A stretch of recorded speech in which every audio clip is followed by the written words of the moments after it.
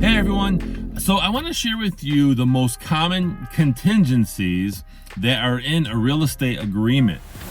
So first off, in a real estate contract, contingencies are conditions that must be met for the transaction to move forward, okay? You put an offer in on a home, or if you're a seller, you have a buyer that gave you an offer. They have certain things, certain milestones, certain contingencies that they have to hit, okay?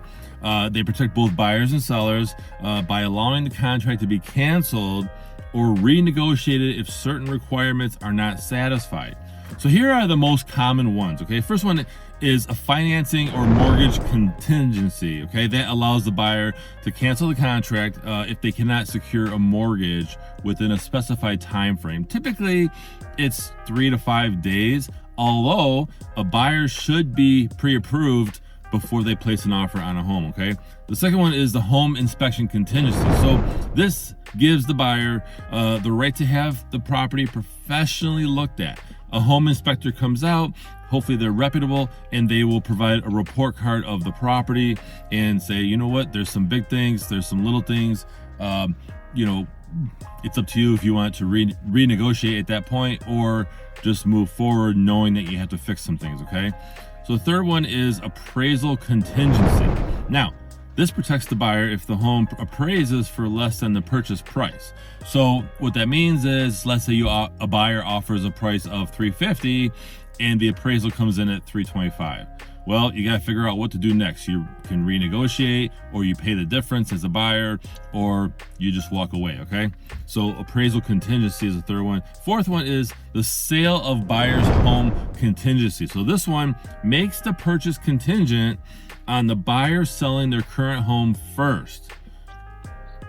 That's actually getting more and more common as you have people who are looking to sell their home and purchase another home, okay?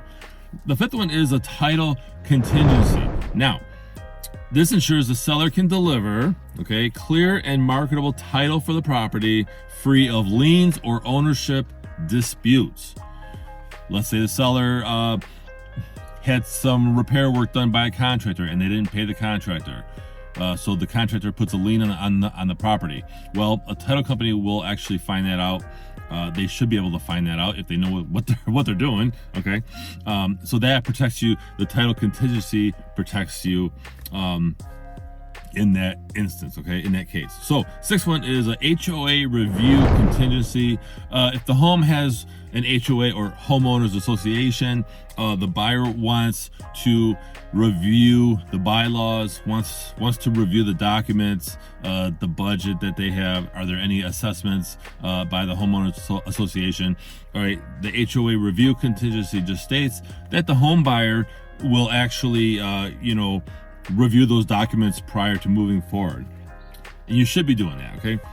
So the next contingencies are geared more towards the home seller, okay? So number 7 is the home sale kickout clause. Now this one allows the seller to continue to market the home and kick out the buyer if another acceptable offer comes in and the buyer can't remove their contingency, okay? That's getting more common. Let me explain it in layman's terms. So you're a buyer and you have to sell your current home that you're in. So you place a contingent offer on a home and you say, okay, if you have another offer, Mr. or Mrs. Seller, you have to give us either 24 or 48 hour notice to remove that contingency. Otherwise, we can't move forward because we didn't sell our house, okay? So that's the home sale kickout clause.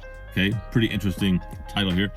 Number 8, attorney review contingency. So, hey, buyer or seller wants to have all the documents reviewed by their attorney to make sure that everything is good and proper and in the right place. That's more and more common, okay? Number 9, insurance contingency. So, this one's not as common, but you have to have homeowners insurance when you purchase a home, okay? So, this allows the buyer to cancel if they cannot obtain homeowners insurance at a reasonable cost. That can happen, okay? Number 10, a survey contingency. This one's not as common. I've seen it more on vacant land deals, okay, where they want to ensure that the property boundaries, the easements and encroachments are acceptable to the buyer. Okay.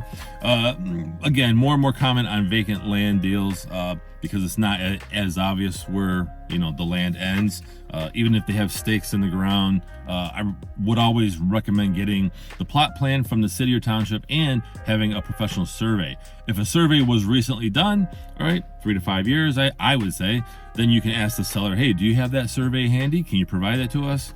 Okay, but I would basically get your own. So why do contingencies matter? Well, they help manage risk, provide exit strategies, and create clear expectations during the transaction. However, too many contingencies can actually weaken your offer. If you're a home buyer and you are presenting an offer and you have all these other offers that the seller is considering and you have a bunch of contingencies, that's going to actually weaken your offer. It's not going to make you as strong. So just know that. On the same note, what I suggest is protecting yourself and putting that above everything else. Even if you're up against multiple offers, protect yourself, right? The most common, the home inspection contingency, the appraisal contingency. Okay, you want to make sure that the home appraises.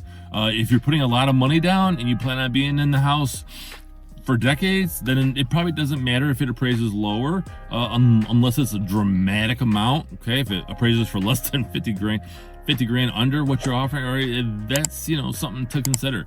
So hope you found this episode valuable. Share your thoughts in the comments, and I invite you to follow, like, subscribe wherever you're watching this. I really appreciate it, and I'll see you on the next one. Thanks everyone for watching this episode of the AskJasonGelios Show. Be sure to head over to wherever books are sold online, including Amazon, for my latest book, The Senior's Guide to Buying and Selling a Home, the next chapter, and Think Like a Realtor, the little book about buying and selling residential real estate. Thank you.